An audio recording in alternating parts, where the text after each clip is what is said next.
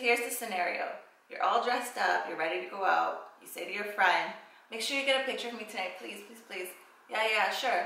Or family member, whatever. You're out, you're really hoping for some candid shots, but you feel uncomfortable, so you're probably not going to ask. So you ask them to take a photo of you that, you know, is a planned photo. They take your phone, they take the shot of you, they take one shot of you, they pass you back the phone. Not trying to look too, you know, annoying and needy and desperate. You don't look at your phone right away, but then they walk away and you're like, zoom, zoom. And you look at the photos, your head's cut off, the photo's blurry, you're mid-talking, mid-blinking.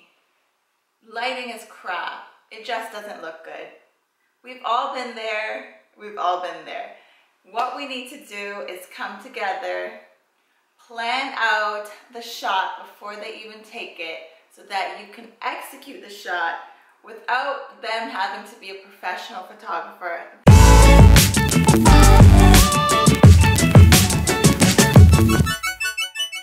Tip number 1, clean your lens. I know this might seem silly or obvious to some of you, but I didn't really think about it before, and I used to have blurry photos. So if you ever wonder how some people's photos look way sharper than other people's and they have the same phone as you, one of the reasons could be that they're cleaning their lens. So every time as I'm about to hand off my phone to get a photo taken, I take some cloth, material, and I just wipe and then I pass it off.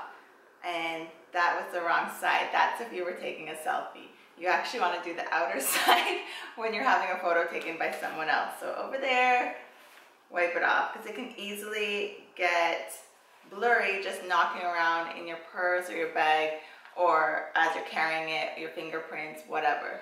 So my tip number 2 would be to take a sample pic. So before you even step into wherever you're taking your photo, just quickly take a photo of that spot to see if the lighting is even good, and if it's not good, maybe rearrange to see where else it might be good, or if you're going to need a flash. So do all of that before you even pass the phone off to someone, because it's going to be pretty annoying for that person to have to sit and like go back and forth. Oh, let me fix the lighting. Oh, let me stand over here. So if you can get that part done before you even pass the phone off, there might be more open to taking a bunch of pictures of you once they have the phone. So tip number 3, this is major, give direction.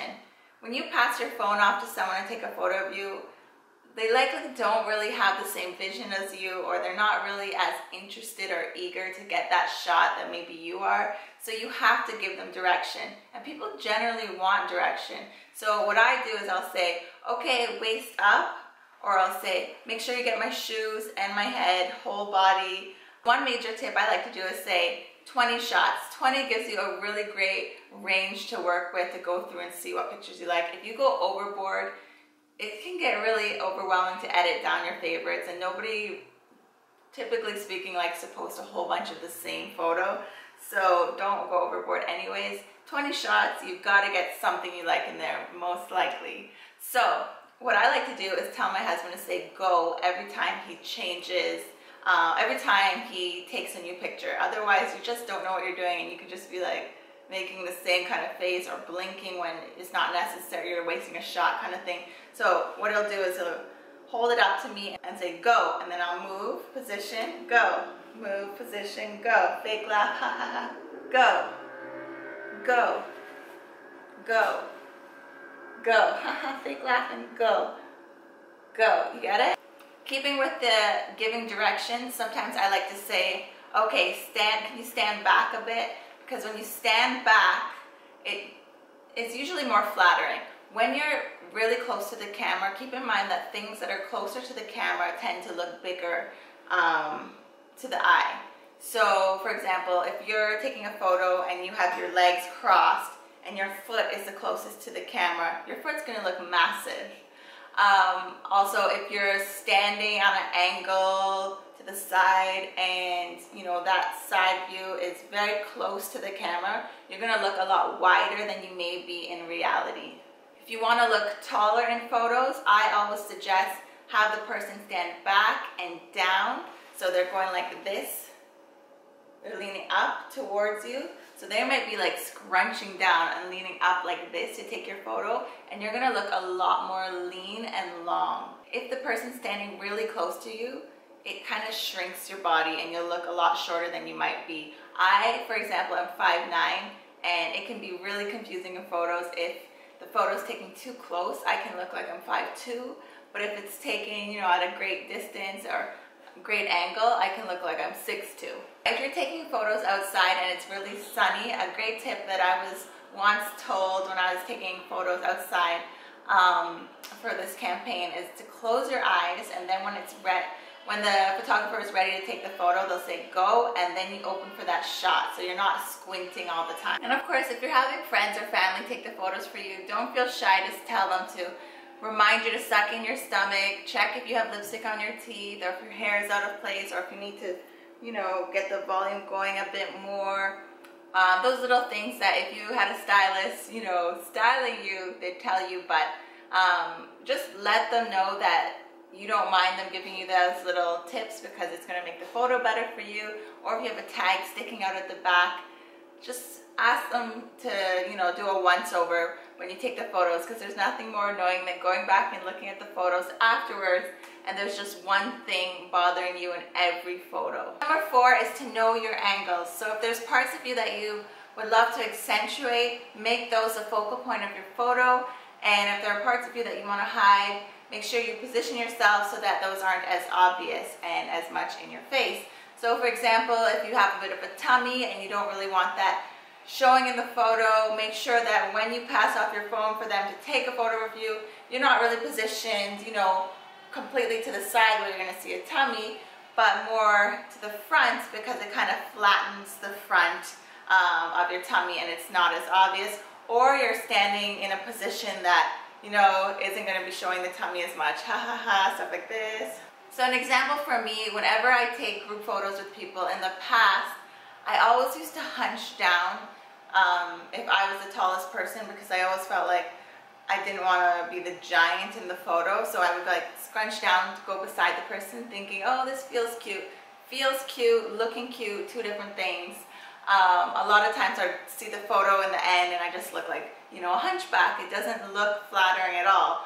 So that's something to keep in mind. Practicing in a mirror will help you to know what's flattering, or just by seeing old photos and correcting bad habits. So now I stand tall, confident, and it looks better in the photo for both of us. Number 5 is get your pre-settings ready. Now, if you know you are taking this for Instagram, then you can already set up under your camera this square setting, so that way when the person takes the photo, you know that it's going to, everything that you want to capture is already going to fit in the photo. So you'll never have to worry about, oh, do I have to crop my hair or my shoes? Because that's a very hard decision for all of us to make. And also, if you have the iPhone 7 Plus, there is a feature now which is the portrait feature, which is really great because it actually plays with the depth of the photo, and you will get a lot more detail in the subject matter for the photo, and the back will kind of blur out, which is really great for anyone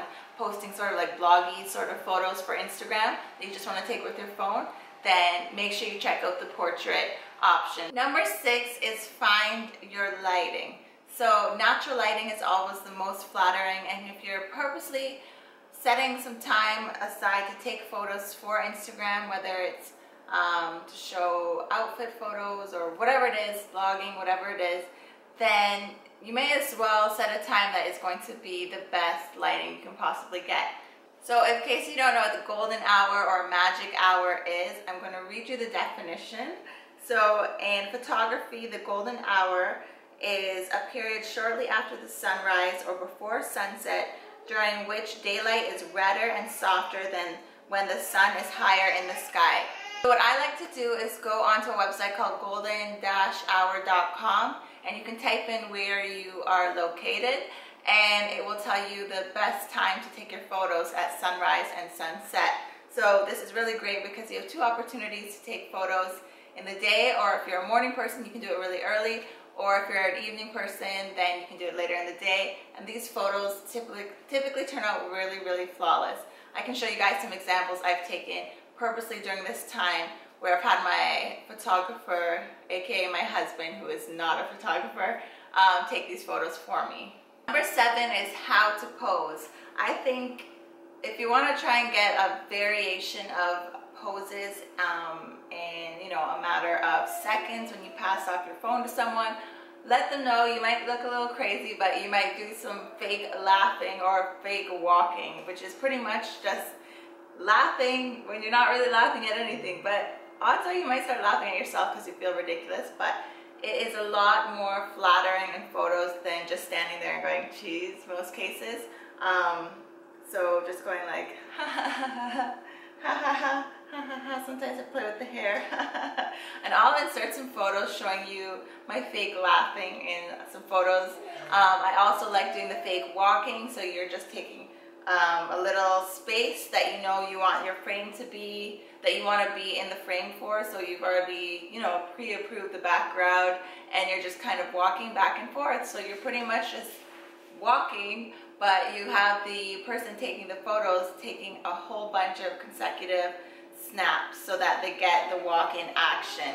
Same applies for action shots. So say you have a little baby and you're playing with your baby, just tell them keep snapping away while I do something with my baby. So it's really natural and it's not contrived looking. Or if you're laughing with friends or you're eating, shots like that where you want it to look really natural, or you're dancing, whatever it may be, just let them know you're going to do it, and just to take candids of you even though they're not candids because you're telling them to take them. Number 8 is to pay attention to your background. So something that can, unless you're a pro on Photoshop, something that might be in the background of your shot might drive you crazy later when you look at the photos. So pre-approve the background before you get in there. Say it's like a disgusting piece of old gum on the ground and you're showing off some cute shoes and you can't remove it because you're not really tech savvy, then that's going to annoy you. Number 9 is to play with apps. So if you don't know about the Boomerang app, it's a really great option to capture a fun moment to share on Instagram without having to worry too much about taking the perfect photo. So if you're at an event, say you're at like a Beyonce concert, and you want a picture of your outfit, but you just can't chance taking that shot and it doesn't work out, do a boomerang. Odds are you'll get something cute with a boomerang. Boomerang is basically like a few seconds where you can just kind of move, and the person that's taking your photo, they just hold their thumb down on the camera and then they let go, they release, and they'll have you like in a shot going like this or whatever it is. And it's really easy, but when you do one, if you're showing someone that hasn't done it before, do a practice one right in front of their face. That's what I always do. So that is one great way to get a cute moment that you can share on Instagram, that you can ask a stranger to take for you. Also, I recently discovered that if you have an iPhone, those live photos, so any photo that you take that says live or has a little icon in the corner, you'll know what I'm talking about if you have this. Basically, you put your finger down on the photo and it shows you what was happening in the very moment when you took the photo. Now, for the longest time, I always wondered, how could I get that like mini video saved? And now I know that you can. So there is an app called Lively, and what you can do is once you download that app, it uploads all of your live photos from your phone. They kind of just appear in there, and then you can turn it into a GIF, and then you can save that file, and you can upload it onto Instagram. So I'll share with you one that I did if I can figure out. Yeah, I can do that. Show you what I'm talking about. And it's also a great way to show a cute moment, and it's especially great if you have a baby because it's very hard to catch them in that moment, but when it's a video, it's easier to catch that either smile or a cute little expression. So that is an option for you as well. Number 10, I would say credit and swap. So give credit to the person that maybe took out time from their day to take a bunch of photos for you. Just when you post a photo, you can say photo by and tag them. Also, I think swapping out is really great as well. So if you're at an event or a concert, or it's just a regular day and the other person that is with you enjoys posting photos on their social media as well, then you guys can exchange. You take a bunch of photos of your friend and they'll take a bunch of photos of you. So I hope you guys found this video helpful. If you did, please give it a thumbs up to let me know. Also, if anyone out there has any babies and you want to know any tips for taking cute photos of your baby, I mean, what baby photos are not cute, but if you want any tips for taking photos, because I know it's really hard, challenging getting your child to smile for a camera, then let me know in the comments. If I see enough interest, I can make a separate video on that as well. Any photos that you ever see me post of my baby, I always take myself, so I can definitely give you some tips if that's what you guys want. Okay, thanks for watching. See you next time.